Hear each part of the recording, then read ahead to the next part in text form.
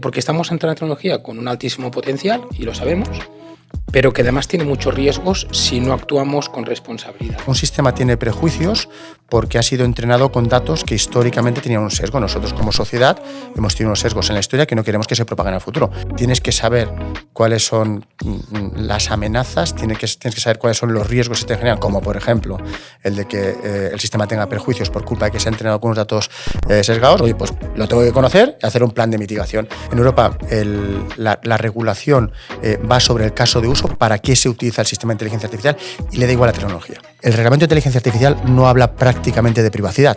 ¿Qué dices? Parece una anomalía. No. Lo que hacen es, no se quieren meter en el follón de hablar de privacidad cuando está el Reglamento General de Protección de Datos, que ya habla de ello.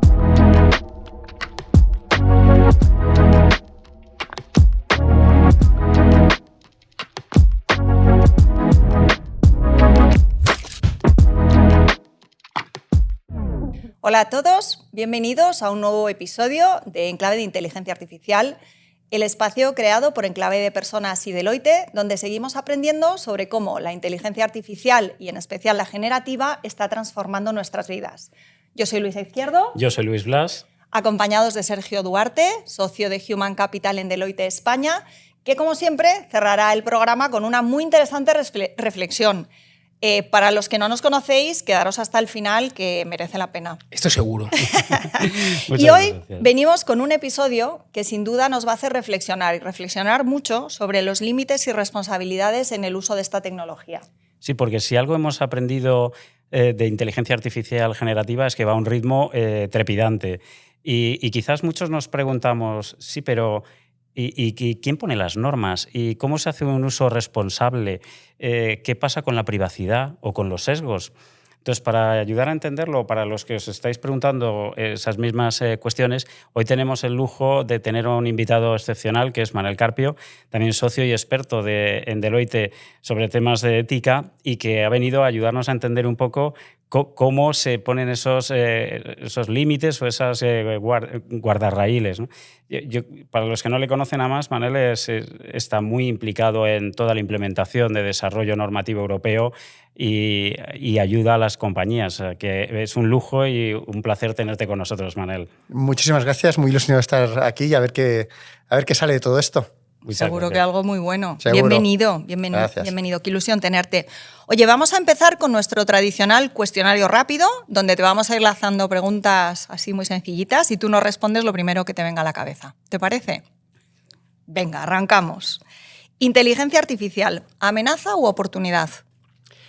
Yo es mucho más oportunidad que amenaza. Tenemos todos muy claro, ¿no? Antes mencionabas tú, Luis, el tema de, oye, las consideraciones éticas. Tenemos que pensar una innovación responsable, donde todos tenemos que tener muy claro cuáles son los impactos desde un punto de vista de la privacidad, de los derechos fundamentales de las personas y todas las consideraciones éticas. Y para esto pues, surgen algunas iniciativas como es la propia regulación europea, ¿no? Con lo cual tenemos aquí cosas a las que atenernos. Entonces, una vez mitiguemos los riesgos, mucho más oportunidad que amenaza, pero hay que mitigarlos. Qué bueno. Inteligencia artificial en la escritura, ¿potenciador del talento o enemigo de la originalidad? Es un acelerador. Yo creo que claramente va a ser una ayuda para el miedo al folio en blanco, para tener esas primeras bases sobre las que trabajar, pero que luego va a requerir ese experto que lo trabaje posteriormente y que saque el producto final, ¿no? Con lo cual va a ser un acelerador. Arte creado por inteligencia artificial, ¿revolución cultural o el fin de la magia? Bueno, la verdad es que hay un riesgo. Es complicada esta. Hay un riesgo importante. Está habiendo mucha controversia. Todas estas capacidades de la inteligencia artificial generativa para generar vídeo, imagen, texto, voz, etc., está poniendo muy en guardia a mucha gente desde la perspectiva desde las capacidades de creación artística y desde la perspectiva de propiedad intelectual, ¿no? Sabéis que ha habido recientemente el caso creo que era de ImageGen, ¿no?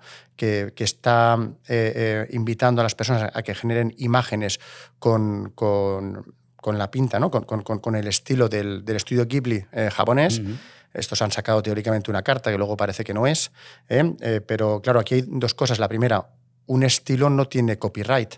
Lo que tiene copyright es pues un personaje determinado, ¿no? Entonces, bueno, yo puedo dibujar con un estilo determinado, claro, nadie me puede decir que no. Puedo hacer un personaje, entonces esto ya no. Pero luego está el segundo elemento, que es, para que ese sistema haya aprendido a dibujar como el estudio Ghibli, lo que le han tenido que pasar son un montón de imágenes de estudio Ghibli. Entonces, tenías autorización, porque para esto sí que te hace falta, ¿no?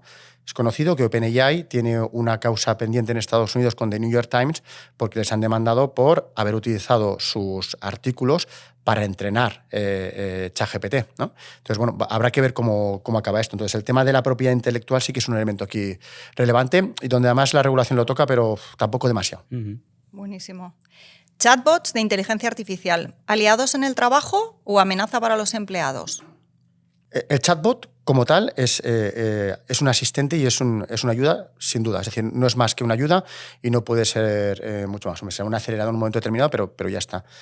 El tema es que una vez saltamos de los asistentes a los agentes, el agente tiene una capacidad parecida al asistente, pero tiene una capacidad adicional que es la de conectarse con otros elementos dentro de la organización, conectarse contra una base de datos, contra una aplicación y hacer acciones, hacer cosas. Obtiene una información, lanza un correo, lanza una transacción, lanza cosas, ¿no? Aquí sí que es cierto que pueden haber momentos en los cuales cuando se optimice, se automatice mucho todo este proceso, pues pueden haber esas famosas sinergias, ¿no? que en algún momento a alguien le pueda poner nervioso, ¿no?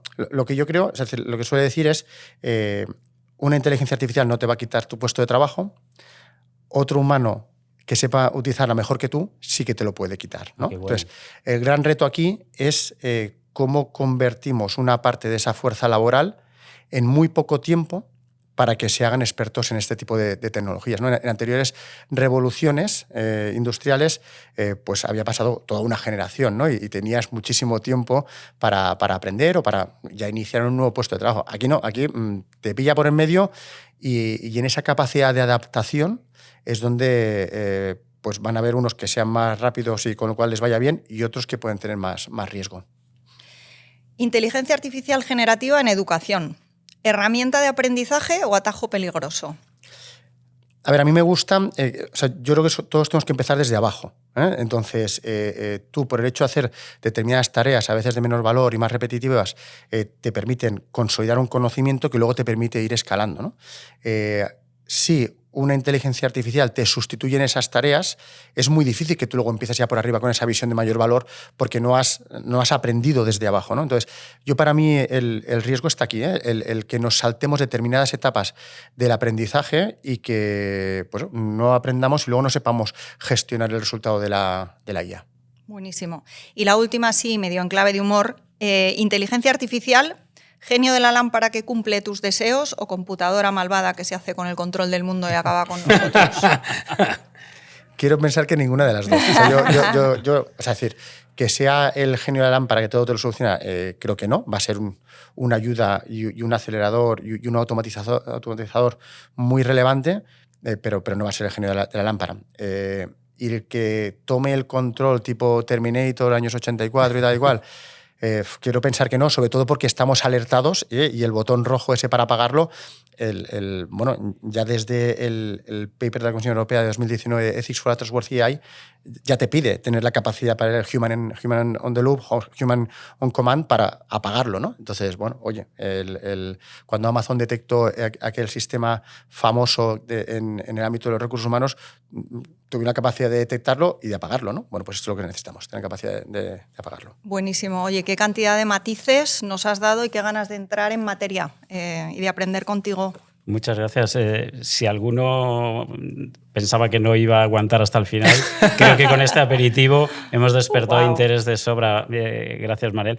Ahora sí que nos vamos a meter más al grano y después de esta parte de preguntas más cómicas vamos a extraerte todo el jugo, ¿no, Manel? Y yo, como primera pregunta, te diría, ¿cuáles son los dilemas éticos más urgentes que ves a día de hoy? O sea, lo más urgente a nivel de dilema ético.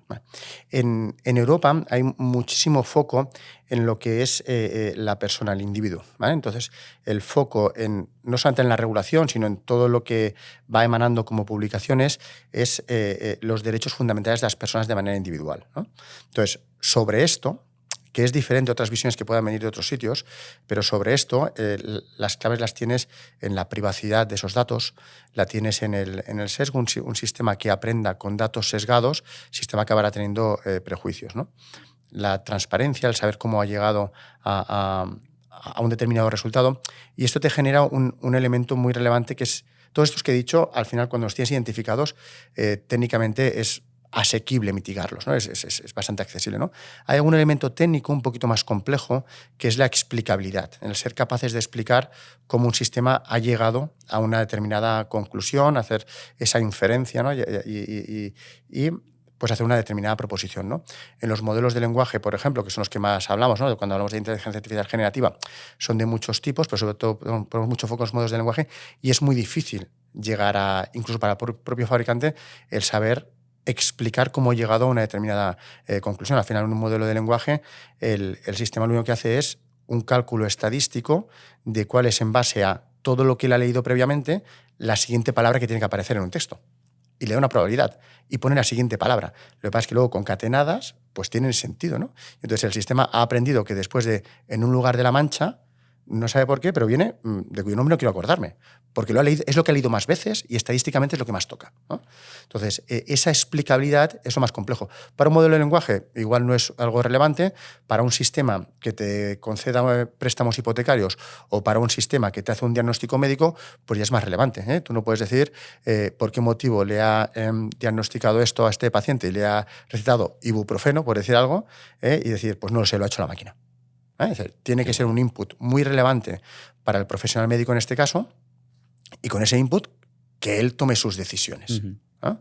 Ahí el elemento este de la explicabilidad y la excesiva delegación es un punto complicado. Pero esta delegación, cuando ese profesional médico haya leído 50 veces lo que la máquina propone y vea que siempre propone lo mismo que él, pues ¿qué va a hacer? Va a superdelegar y va a ser todo mucho más rápido. Entonces, bueno, tienes ahí ese riesgo.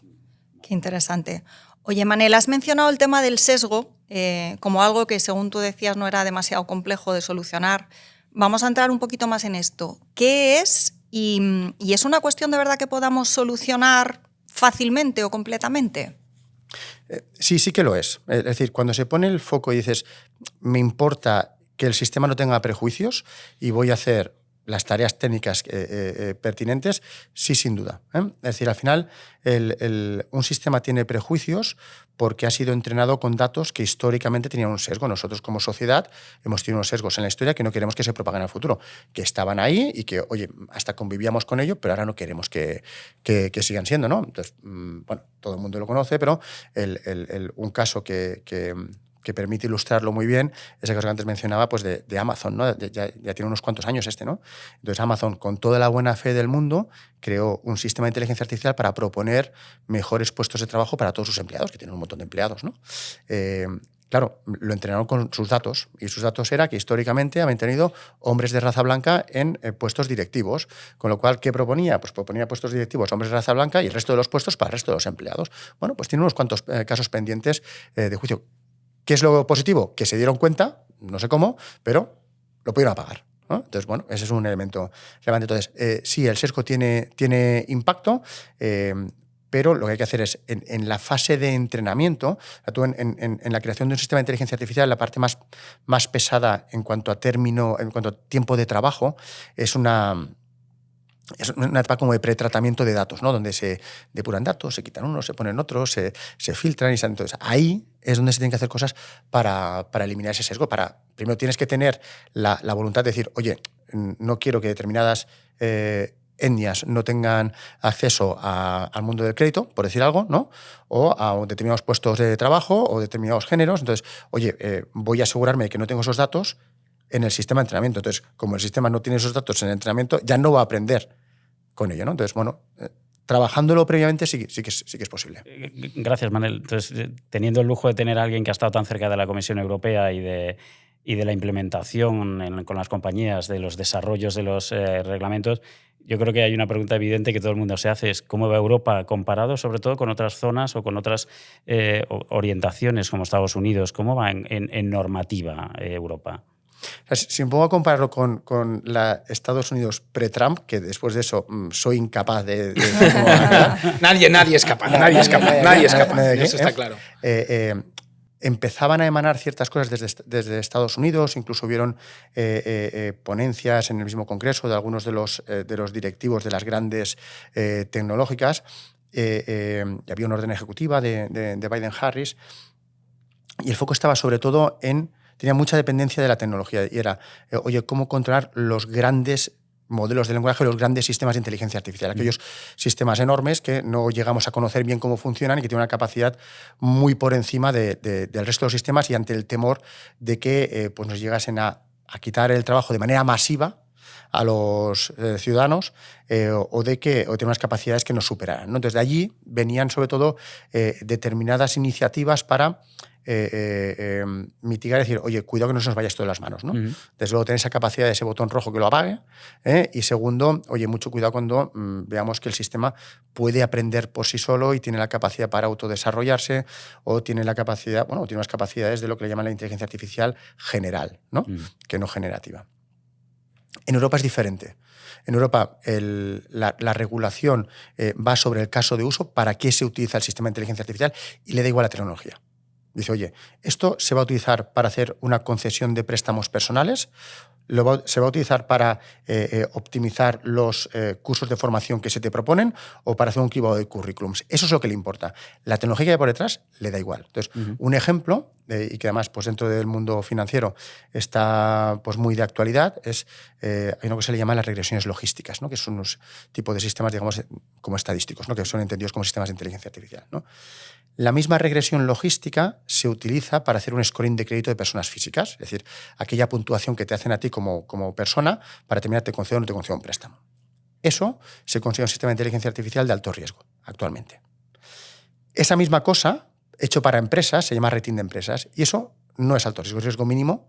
¿Por qué? Porque las empresas no tienen derechos fundamentales. Entonces, ese es el talante que hay en Europa. Decir, oye, ¿qué quiero proteger? Quiero proteger a la persona que de manera individual no se sienta desprotegida frente a una gran corporación, frente a un gran gobierno, que haga cosas que pues les dejen en una situación pues, de desamparo, ¿no? Por decirlo de alguna manera. Entonces, el ejemplo es decir, oye, una misma tecnología que para aplicado a personas sea alto riesgo y aplicado a empresas es un riesgo mínimo inexistente, te marca mucho lo que es el talante. En esto no entraremos, pero sí que hay mucha discusión sobre si ese ejemplo que he puesto de las regresiones logísticas se deben considerar o no sistema de inteligencia artificial. Pero en eso no vamos a entrar. Vale, genial, pero, clarísimo. Manel, esto suena a que igual hay muchas empresas que no pueden ir tan lejos como hubieran querido en temas de inteligencia artificial generativa, probablemente teniendo que adaptarse a nuevas formas de trabajar o distintas formas de trabajar. ¿Cómo lo ves? Yo estoy muchas veces en discusiones de estas en las cuales, sobre todo mucho más técnicos que quieren desarrollar sistemas de inteligencia artificial a muy alta velocidad, y que acaba muriendo la discusión en me pones palos en las ruedas, o la regulación me pone palos en las ruedas, no me dejan innovar, no me dejan avanzar. Bueno, podría ser. Yo creo que no.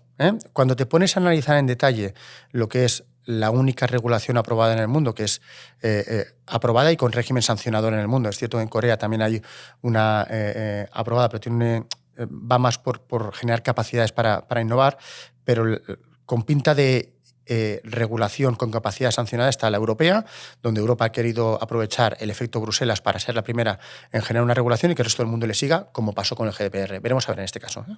Entonces, vuelvo a lo de los palos en las ruedas. Lo primero que hace la regulación es clasificar de todos los sistemas de inteligencia artificial en 4 grupos. El primero, sistemas prohibidos. Esto es lo único que te prohíbe. Segundo, sistemas de alto riesgo, como los sistemas de recursos humanos. Criba de currículums, formación, promoción, retención. Todo esto se considera sistema de alto riesgo. Ojo, permitido siempre, sin duda. Siempre está permitido, pero es alto riesgo. Luego están los sistemas que se dice con obligaciones de transparencia, como un chatbot, y luego están los sistemas de riesgo mínimo, como el rating de empresas que os he dicho antes. Entonces, de todo esto, lo único que te prohíbe son los sistemas prohibidos. Por el propio talante de las empresas en Europa, no hay prácticamente sistemas prohibidos que se estén generando. ¿De acuerdo? por cómo están definidos los sistemas prohibidos. Es decir, no estamos haciendo estas cosas en Europa. En otras zonas del mundo sí. Entonces, bueno, hay determinados sistemas de inteligencia artificial considerados prohibidos aquí que se sabe que se están utilizando, pues, por ejemplo, en China. ¿De acuerdo? Sistemas de identificación biométrica masiva remota y en tiempo real, una cámara que te identifica quién eres tú, con quién vas y qué estás haciendo en un aeropuerto de manera masiva, bueno, esto no está permitido y en China se está utilizando. El scoring social, lo mismo, por el cual un gobierno te puntúa según tu comportamiento social. Hay un capítulo de Black Mirror que está muy bien sobre esto, ¿no? Entonces, te puntúa y en base a tu puntuación social te permite acceder o no a determinados derechos como ciudadano. Entonces, estos en Europa... Wow. No, bueno, pues esto está en China y además el capítulo de Black Mirror, no me acuerdo cómo se llama. Black Mirror me pone un mal cuerpo. Yo lo he intentado varias veces y hasta me aquí el quedo último capítulo de Enclave de Personas. Wow. Está la nueva temporada Ya. Que está muy bien. Entonces, son muy pocos los que van a ser prohibidos. Es cierto que en diciembre de 2023, cuando se hizo la negociación de los trílogos, se pasó de 3 sistemas prohibidos en la lista a 7, ¿no?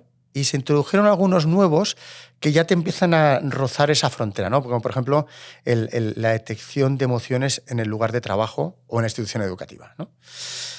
Claro, la detección de emociones en el lugar de trabajo, bueno, veremos, a ver, la tecnología está avanzando muy rápido y tiene mucho riesgo de ofrecernos nuevas capacidades y que las activemos casi sin darnos cuenta. Por ejemplo, un sistema de detección de emociones en las llamadas telefónicas de mis clientes en un centro de atención a usuarios, donde yo puedo tener millones de llamadas grabadas que no puedo utilizarlas para nada, porque nadie se las escucha todas, pero meter un sistema de inteligencia artificial que coge todas esas llamadas, las transcribe, ¿no? de habla a texto, que te entiende el sentimiento de esa llamada. Este cliente está enfadado, está contento, no encuentra una factura, no encuentra la manera de hacer esta cosa. O sea, que te permite tabular esa información y después hacer uso, tiene una potencia tremenda, ¿no?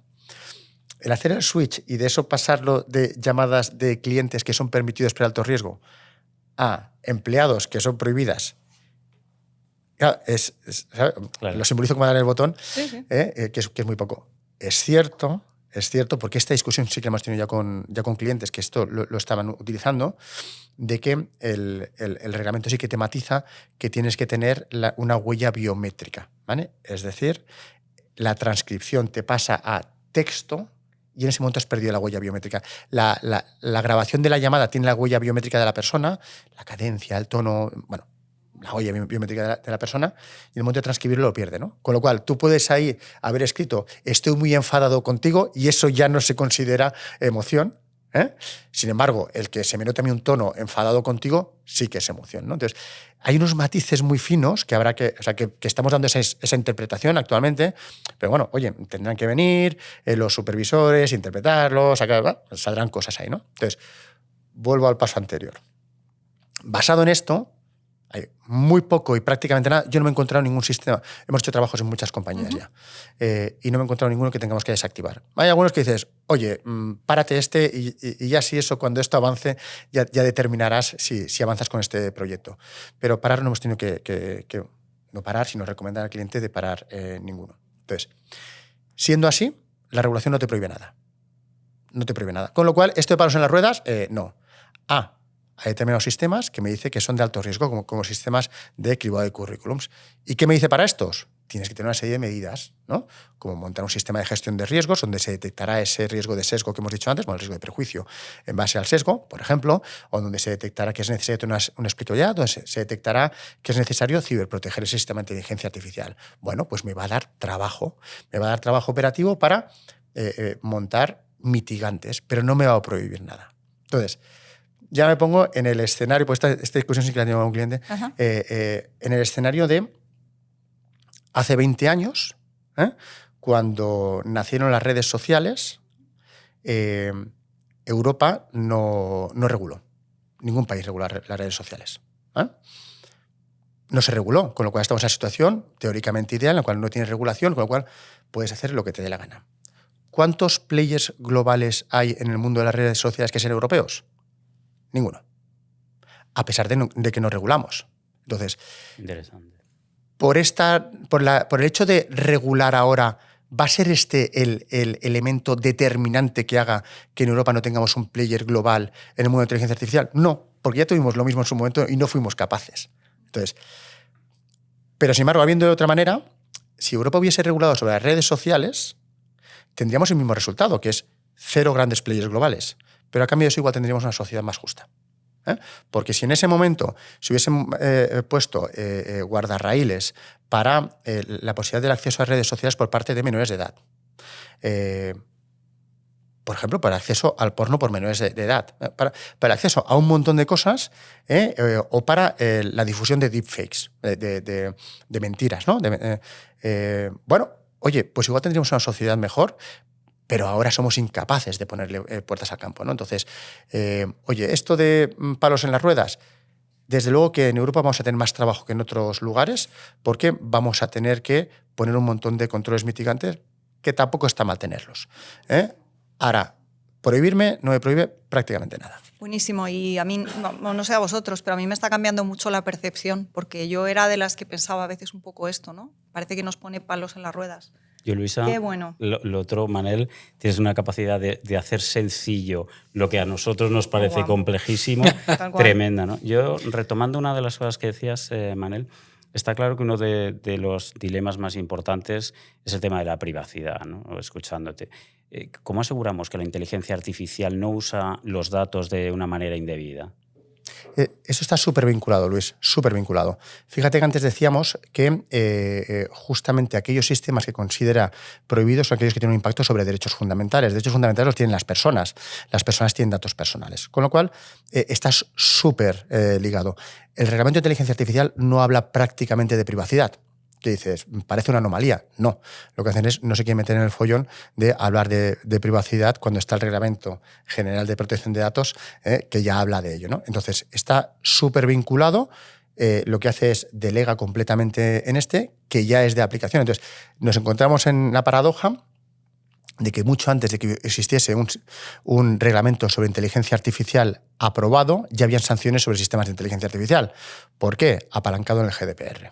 Entonces, bueno, hay el caso de Clearview AI, que hizo descargas masivas de imágenes desde Facebook para entrenar un sistema biométrico, y esto, mucho antes de existir un reglamento de inteligencia artificial, ya habían sido sancionados. Y es que el propio Reglamento General de Protección de Datos ya te habla de las decisiones automatizadas, ¿no? Entonces, está súper vinculado, porque aquellos sistemas de inteligencia artificial que no impacten sobre datos personales le va a dar igual a la regulación, porque no impacta en derechos fundamentales.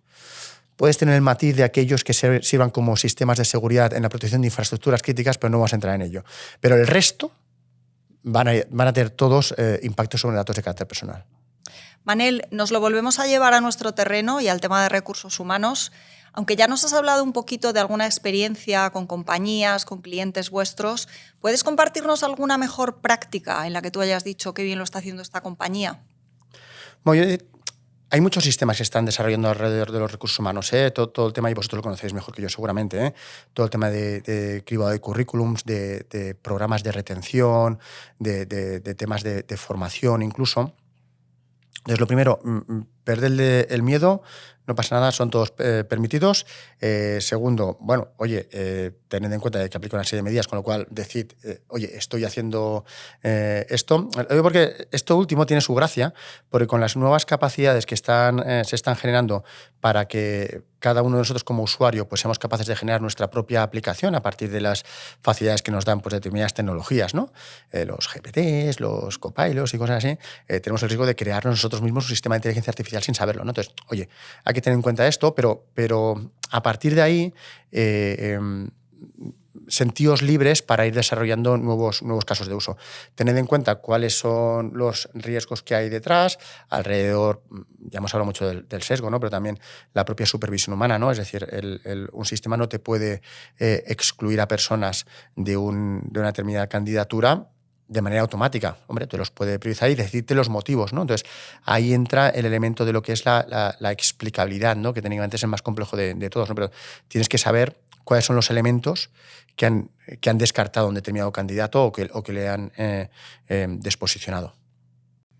Vale, Manel, aprovechando y manejándonos en temas de recursos humanos, que para eso es un video podcast de gente de recursos humanos con Sergio, Luisa y conmigo mismo, ¿Dónde ponemos foco en recursos humanos? ¿A medio o largo plazo dónde están los grandes dilemas? ¿Dónde nos focalizamos como recursos humanos? ¿Como dilemas te refieres desde la perspectiva ética o desde la perspectiva de nuevas capacidades, nuevos sistemas? Para mí, en toda la parte ética y de responsabilidad. Vale. Bueno, en la parte de ética y de responsabilidad, yo diría primero la supervisión humana. El artículo 14 te lo pide ya directamente, pero oye, tiene que haber un humano experto tomando una decisión detrás, siempre. Y después en el resto, el artículo 9 que te habla del sistema de gestión de riesgos, esto es muy amplio, ¿no? Pero esto fíjate, te lo mete todo, oye, tienes que saber cuáles son las amenazas, tienes que saber cuáles son los riesgos que se te generan, como por ejemplo el de que el sistema tenga perjuicios por culpa de que se han entrenado algunos datos sesgados. Oye, pues lo tengo que conocer y hacer un plan de mitigación. Entonces, a partir de ahí, pues ya está. Esto es trabajarlo y resolverlo. Genial, gracias. Por último, el gran debate. Si todos aceptamos que debe haber límites, que seguramente sea la gran pregunta, pero si todos aceptamos que debe haber límites, ¿hasta dónde deben llegar, Manel? Bueno, esto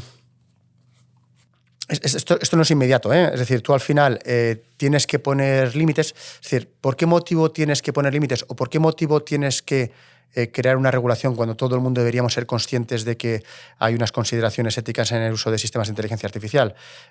Bueno, porque aunque todos lo entendamos, corres el riesgo de que las empresas se pongan a desarrollar cosas y como el de al lado no ha tenido en cuenta los controles o los dilemas éticos, ¿para qué lo voy a hacer yo? Porque si no me desposiciono, ¿no? Entonces necesitamos que haya un ente que nos ponga unas reglas a todos, ¿no? De manera que no solamente todos estemos concienciados pues porque somos buenas personas, sino porque además hay una regulación que nos hace acordarnos de que tenemos que ser buenas personas y además a todos con unas reglas equivalentes, porque si no, puede darse el caso de que aquellos que son menos buenas personas tengan la capacidad para desarrollar sistemas de inteligencia artificial más rápidamente. Es decir, si no tengo por qué preocuparme de que el sistema tenga sesgos, pues a lo mejor no tengo que dedicar todo ese tiempo a depurar la base de datos previa, ¿no? Y a lo mejor tengo una ventaja competitiva, pues ser menos ético. Bueno, eso es lo que intenta la regulación, que no ocurra, y establecer una especie de tabla rasa por ahí. ¿Qué es lo que ocurre? Que la regulación implica que tiene que haber un agente supervisor detrás, ese agente supervisor que se está acabando de definir en todos los Estados miembros de la Unión Europea. España ya lo tiene, es la AESIA, la Agencia Española de Supervisión de Inteligencia Artificial, y que ya está en funcionamiento. España ha sido de nuevo pionera en esto frente a otros Estados miembros. Pero al final este organismo supervisor, a partir de agosto, pues ya podrá hacer más cosas, como por ejemplo poner sanciones, ¿no? Entonces, habrá que ver el talante que tienen.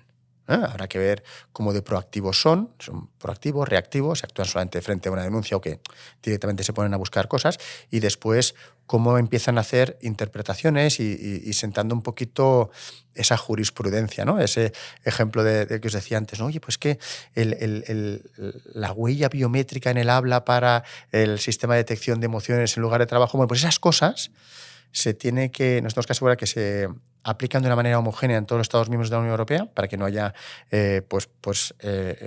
diferencias ya no solamente con otras geografías, como puede ser con Estados Unidos, sino dentro de diferentes Estados miembros. Esto no puede ocurrir, ¿no?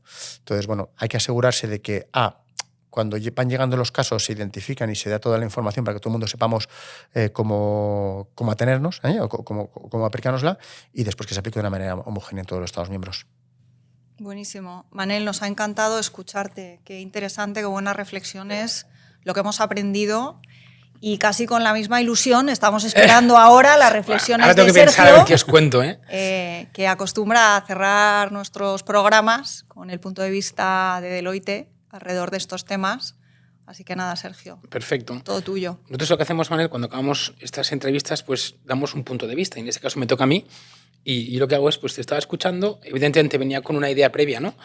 Cuando hablamos de temas de regulación y de ética. Y como decíamos durante la entrevista, tanto Luis como Luisa como yo, nos ha hecho pensar, ¿no? Y a mí se me ocurren 3 reflexiones, al menos teniendo en cuenta lo que venía, como os digo, desde mi casa y lo que tú me has contado. La primera es que la IA generativa no es una cuestión de avances tecnológicos, sino de principios. Y la palabra principios, dejadme que la desarrolle, me ha parecido interesante y me ha parecido en esta conversación, ¿no? ¿Por qué? Porque estamos ante una tecnología con un altísimo potencial, y lo sabemos, pero que además tiene muchos riesgos si no actuamos con responsabilidad. Y aquí pues, se me ocurre también reflexionar sobre el impacto que tiene esto en las organizaciones. Las organizaciones, entiendo por lo que tú me estabas contando, que no pueden improvisar, no pueden tomar decisiones a ver qué pasa, sino que tienen que ser conscientes de, ostras, si lo que estoy haciendo estoy pisando un terreno que puede ser peligroso y sobre todo que si lo que estoy haciendo lo estoy haciendo con un criterio basado en esos principios que estaba diciendo antes, ¿no? Esta es la primera. La segunda tiene que ver con que tenemos que entender muy bien qué significa y qué es la inteligencia artificial generativa como individuo, ¿no? La inteligencia artificial generativa no nos resuelve la vida, es decir, al final no deja de ser una tecnología basada en modelos que no son neutros. Y como tú decías antes, estos modelos pues vienen condicionados de un histórico, de unos errores pasados, de unos aciertos que también hemos tenido, pero sobre todo viene incorporando algunas desigualdades que hemos ido teniendo nosotros como sociedad y que estamos corrigiendo, pero todavía no están corregidas en esta inteligencia artificial generativa que decimos. Por eso lo preocupante no es que si no lo tratamos bien estas desigualdades puedan ser perpetuas, porque esto puede suceder, sino que además, mientras va sucediendo, como lo dice una máquina, aparentemente pensamos que, oye, esto es un criterio objetivo, así que tenemos que darle validez, ¿no? Por eso, en esa segunda reflexión, lo que estaba pensando es, oye, no basta tal vez solo con usar la IA, sino que hay que entenderla, hay que cuestionarla, hay que supervisarla y hacerlo desde una perspectiva ética humana y sobre todo, poniendo esos límites que tú decías, ¿no? Porque probablemente uno puede pensar que poner límites es un síntoma de debilidad y probablemente con lo que tú me estás diciendo lo que he pensado es que es un síntoma de madurez. Estamos poniendo unos límites porque somos una sociedad madura y como sociedad madura estamos dando ejemplo a personas, a organizaciones que quieren ponerla en práctica. Y luego viene la tercera parte, ¿no? La tercera que tiene que ver con, bueno, ¿y ahora qué, no? Porque soy una organización, escucho tu reflexión, escuchamos esta entrevista tan apasionante, hemos visto casos, ¿no? Con algunos clientes que han pasado por aquí y empresas que están trabajando y imagínate que nos digan, bueno, ¿y yo qué hago con esto, no? Entonces, pues a mí me ha venido una idea que es muy sencilla. Y dices, ostras, pues primero diseña con transparencia, sé transparente a la hora de qué es lo que tú quieres conseguir con eso. La segunda es piensa de forma diversa, en esa diversidad que siempre hablamos nosotros, que parece un concepto muy naif, tú lo has ido repitiendo a lo largo de esta conversación de forma sistemática. Hay que tener en cuenta las diferencias, las minorías, la diversidad, y son cosas que nosotros siempre hablamos en recursos humanos que parecen que tienen que parecer en un papel porque tenemos que decirlas, pero tú nos has dicho que son realmente importantes y especialmente en un entorno europeo como el que estamos nosotros, ¿no? Y luego la tercera es anticipate a los impactos, es decir, que sepas que esto que tú vas a hacer tiene impactos. Y por eso he hecho esta reflexión acabando con un punto final, ¿no? Dices, oye, pues probablemente si yo me llevo algo de esta charla es que la tecnología puede ser transformadora, pero solo si se alinea con los valores que queremos defender. Y si lo reducimos en 3 palabras, para mí serían principios, ¿no? En este caso la segunda es criterio, la tercera es alineamiento con los valores que nosotros como organización y como sociedad, ¿no? queremos propagar. Para mí ha sido un placer estar contigo, escucharte, aprender y cambiar ese punto de vista, ¿verdad? Que probablemente teníamos todos los que nos dedicamos a recursos humanos y es, ostras, esta regulación nos pone palos en la rueda justamente a nosotros, ¿no? Y tú nos has dicho, no nos pone palos en la rueda, sino que además nos va a beneficiar a todos. Así que, por mi parte, ha sido un placer. Tremendo. ¿Qué te decía yo? Broche de oro para terminar el programa que nos lleva al final, donde yo creo que hemos visto con mucha claridad, especialmente gracias a Manel, que regulación y ética no son un lujo, sino que son una necesidad, que además podrían llegar a ser hasta una ventaja competitiva, según hemos estado escuchando, pero sobre todo muy importantes para asegurarnos que esta tecnología tenga un impacto positivo en todos. Yo, Luisa, no sé a ti, me ha parecido uno de los capítulos más interesantes que hemos tenido el lujo de los compartir. Demás también, los demás también, que nadie se nos ofenda, pero se queda el listón altísimo. Ha sido un auténtico lujo. Uno, conocer tu opinión de primera mano, las reflexiones de Sergio, que yo creo son acertadísimas, ¿no? O sea, es una gran oportunidad, pero hay que hacerlo con responsabilidad. Creo que además debe estar siempre alineado con los principios que decía Sergio y con los valores que compartimos. Y creo que tenemos un reto enorme en las organizaciones globales en cómo navegar en estos momentos tan volátiles y con esa aparente divergencia que hay entre los dos lados del océano en cómo se afrontan las oportunidades y los riesgos que toda la inteligencia artificial generativa nos pone al alcance de la mano, ¿no, Luisa? Tal cual. Gracias, Luis. Gracias, Manel. Ha sido un placer tenerte. Sergio, compi, muchas gracias como siempre. A por otro. Y muchísimas gracias a los que nos escucháis o nos veis. Muchas nos gracias. Encontramos en el próximo capítulo.